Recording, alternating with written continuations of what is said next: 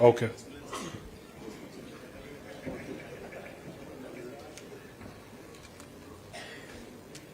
Thank you very much. Mwambia baba ni baba ya kila mtu. So baba akisema fanya hivi lazima mfanye hivyo. I think all of you know where we've come from.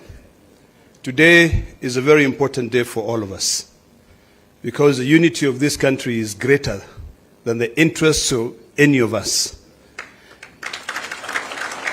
And when you see me standing here, it means a lot to me. But I've decided to follow the footstep of our two very distinguished and eminent leaders in this republic, to be able to bring the entire country together so that we can do away with a constant fight. So today, from the wisdom of His Excellency, President William Ruto, and His Excellency, Right Honorable Prime Minister, they have sat down together and agreed that it's about time for us to end all these bickering, all these fights, and put this country first. I want to appreciate the wisdom of these two leaders. I want to thank them. And I want to remind them that this generation and the generations to come will be able to remember this occasion. It has taken a lot, trust me. But patience is everything. I actually never thought that I'll be standing here today to be able to usher in my two SGs.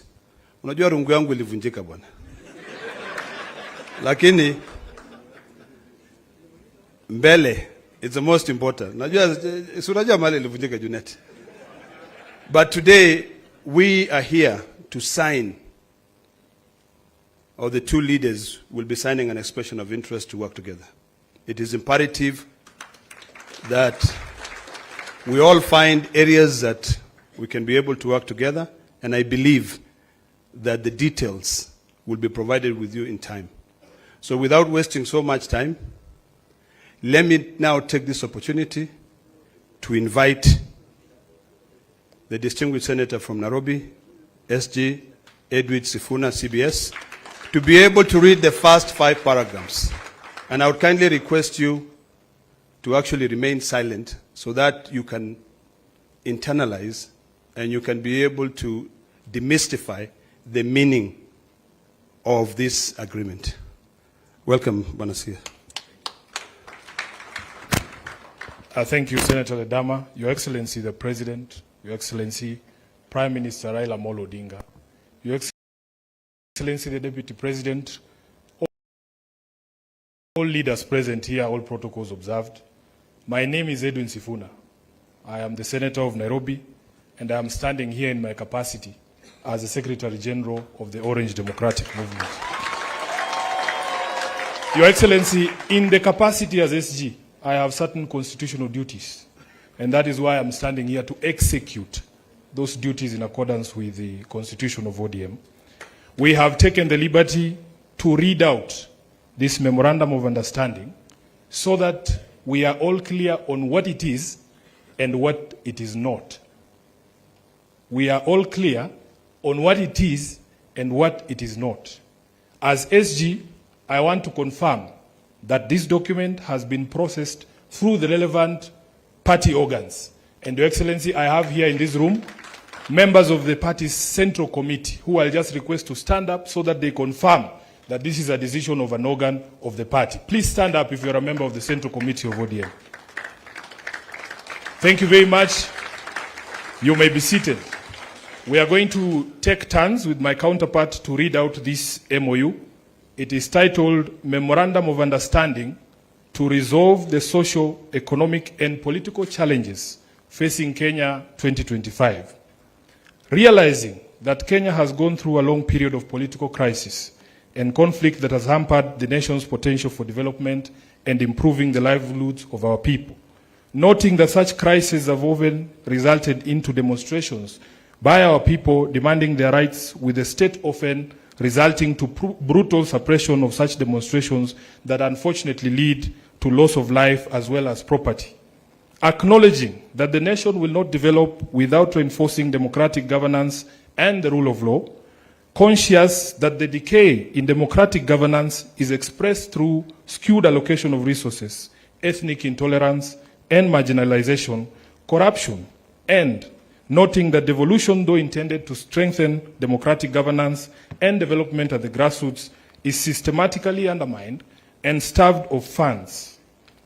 Now, therefore, His Excellency President Dr. William Samoei Ruto, CGH, and the Right Honorable Raila Odinga, EGH, being the party leaders of the largest political parties in Kenya and bearing the greatest political responsibility, acknowledge the need in setting up a broad platform for collaboration and cooperation between all political forces and other stakeholders in the Kenyan society to address these long-standing challenges that threaten our nationhood. As a first step towards this collaboration, His Excellency President Dr. William Samoei Ruto, CGH, and the Right Honorable Raila Amolo Odinga did set up the National Dialogue Committee in the year 2023 and hereby make this resolution on the initiatives that must be undertaken to instill further confidence in the country. While this memorandum does not define the formation of a political coalition between the respective political parties, its successful implementation will inform the basis of steps towards the establishment of a progressive and stable country. Now, therefore, the two leaders commit and resolve to collaborate and cooperate with each other by conducting broad-based consultations between themselves on the key issues identified below. Number one, the full implementation of the National Dialogue Committee report, the NADCO report. Priority issues in the NADCO process, like the cost of living, youth unemployment, establishing a framework for the implementation of the 2/3 gender rule, have been the topics of discussion for far too long and now must be actualized. Number two, inclusivity in all spheres of public life. Kenya belongs to all persons, regardless of their ethnicity, religion, generation, or geographic location. All Kenyans are equal and all are entitled to an equitable budgetary resource allocation and opportunities in public appointments. Further, though the Constitution of Kenya is clear on the rights of minorities and the marginalized people in the country, not enough has been done, almost 15 years later, to uphold these rights by fully implementing the provisions of the Constitution. Third, protecting and strengthening devolution. Devolution must continue to be protected from any possibility of clawback on devolved functions, and more effort must be put at devolving all funds allocated to a devolved function, increasing budgetary allocation to counties, and ensuring the timely and predictable disbursement of devolved funds. Your Excellencies, allow me to now invite my counterpart, the Secretary General of UDA, the Honorable Hassan Omar, Senator, to continue with the rest of the document. I thank you.